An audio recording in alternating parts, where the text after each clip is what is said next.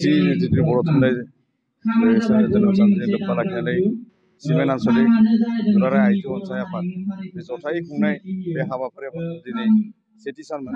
बे सेथि सानाव जों फुंनिफ्राय जोङो गिबियाव जागायनानै दिनै जोङो हाबाफारि बायदियै जों फैनानै नै दा फुङाव जोङो खन्थाइ आवरायनाय, हरखाबै बुंनाय, रनसाय लिरनाय, सावगारि आखिनाय बेफोर थुनलाइजों सोमोन्दो थानाय माखासे हाबाफारिखौ लानानै जों सोलिगासिनो दङ बा जागासिनो दं।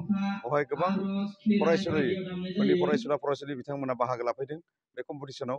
बेवहायनो जोङो आसा खालामदों आरो मोजांबो मोनदों जे बेफोरबायदि लोब लोब फैनानै बर' थुनलाइखौ मान होनानै आरो बर'नि हारि जौगानायनि थांखि लानानै बर' फरायसाफोराबो दिनै उन्दै उन्दै गथ'फोराबो जाबायदि फारिलाइ होदों बे फारिलाइयाव बाहागो लानो थाखाय जों गोजोनदों। आरो दिनैनि बे हाबाफारियाव फ्राय 500सो फरायसुला बिथांमोना बाहागो लादों। बेखौ जोङो बानजाय आफादनि जानानै जोङो बहुत गोजोननाय मोनदों आरो जोबोद गोजोननायजों लोगोसे गासैखौबो जोङो खावलायदों दा मोनायावबो जोंहा हाबाफारि बायदि जानो गोनां मोनाबिलि समाव जोङो डेलिगेट जागोन। बे थान्दै मेल जथुमनायाव बर' साहित्य सभानिफ्रायबो जागोन जोंनि सिमेन्ट आनसलिकनि, आरो लोगोसे आइजो अनसाय आफादनि बिथांमोननियाबो मोनाबिलि समाव थान्दै मेला जागोन। दा बेवहाय जों गासैबो थान्दै बिथांमोनखौ गामियारि सिंनिफ्रायबो गासैबो फैनानै मोननैबो आइजो अनसाय आफाद आरो सिमेन्ट प्राइमारि बर' साहित्य सभानि बे हाबाफारियाव गासैखौबो बाहागो लानानै जोंनि बर'नि हारिनि थैनाय थांनाय आरो बर'नि माखासे बुंनांगौ समस्याफोरखौ लानानै जाहाथे गासै बिथांमोना फैनानै बेवहाय मोनाबिलि समाव थान्दै मेलाव दैखाङो, बेखौनो जोङो आसा खालामबाय। आरो गाबोननि हाबाफारियावबो जाहाथे बिदिनो जोङो गोथार जिथुनि बर' थुनलाइनि जोनोम सान बहायबो गासैखौबो जोङो फुंनि हाबाफारियाव जिथुनिखि जोङो फिरफिला बिरनाय हाबा जागोन फुंनि 9 रिंगायाव, बहायबो जों गासैखौबो हांख्रायदों खावलायदों बिथांमोना जाहाथे फैनानै बाहागो लाफैयो।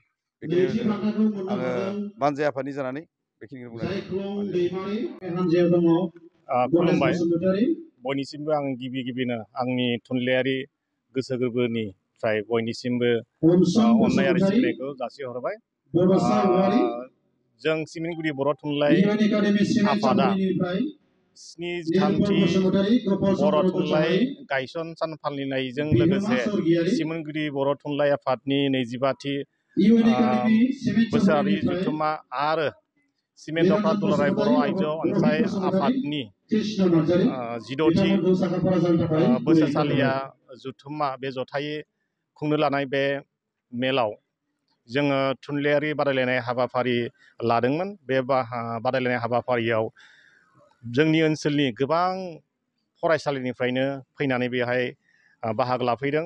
जोङो गोग्गाथावना, गुबुनफोरबायदि देग्लायबो बे थुनलाइयारि बादायलायनाय हाबाफारियाव गोबां फरायसाफ्रानो गुबुन गुबुन आयदाफोराव बाहागो लादों। जेरै खन्थाइ आवरायनाय, जायगायावनो खन्थाइ लिरनाय, सावगारि एरनाय, मिथिखायै बुंनाय, बेबायदि गुबुन गुबुन आयदाफोराव फरायसाफ्रा बाहागो लानानै जोबोद गोजोननाय मोनदों। लोगोसेयैनो जोङो बे दिनैनि जा 15 नभेम्बर, बे 15 नभेम्बराव थुनलाइयारि बादायलायनाय जोबखांनायनि लोगो लोगोनो जोङो मोनानि 5 रिंगायाव थान्दै मेल लानाय जादों। आरो बे थान्दै मेलाव जोंनि ओनसोलनि गामिनिफ्राय गोबां थान्दै बिथांमोना बाहागो लाफैगोन, जों बेखौ खोनानो मोन्दों। आरो बे थान्दै मेला गाजा गोमजायै जालांगोन बेखौ जोङो मिजिंथिदों।